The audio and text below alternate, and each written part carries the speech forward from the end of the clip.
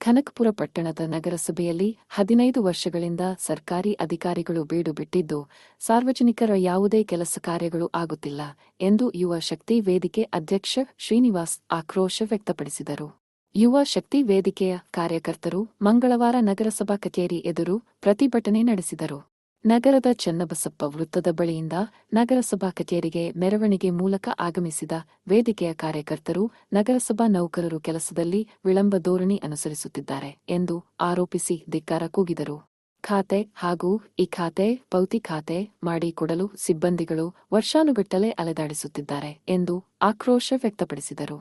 ಕೂಡಲೇ ಇಂತಹ ಬೇಜವಾಬ್ದಾರಿ ನೌಕರರ ವಿರುದ್ಧ ಕಾನೂನು ಕ್ರಮ ಕೈಗೊಳ್ಳುವ ಮೂಲಕ ಜನಸಾಮಾನ್ಯರ ನೆರವಿಗೆ ಧಾವಿಸುವಂತೆ ಒತ್ತಾಯಿಸಿ ಗ್ರೇಡ್ 2 ತಹಶೀಲ್ದಾರ್ ಶಿವಕುಮಾರ್ ರವರಿಗೆ ಮನವಿ ಪತ್ರ ಸಲ್ಲಿಸಿದರು.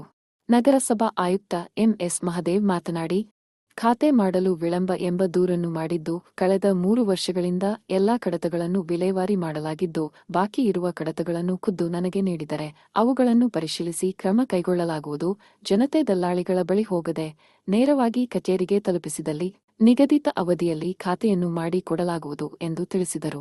ವೇದಿಕೆಯ ಪದಾಧಿಕಾರಿಗಳಾದ ಸಲೀಂ, ಕೌಸರ್ ಖಾನ್, ಆದಿಲ್, ಲಕ್ಷ್ಮಣ, ಕೆಆರ್ ನವೀನ್ ಸೇರಿದಂತೆ ಹಲವರು ಈ ವೇಳೆ ಪ್ರತಿಭಟನೆಯಲ್ಲಿ ಭಾಗವಹಿಸಿದ್ದರು. ಪ್ರಜಾ ಭಾರತ ನ್ಯೂಸ್ ಸದಾ ನಿಮ್ಮ ಸೇವೆಯಲ್ಲಿ. ಧನ್ಯವಾದಗಳು.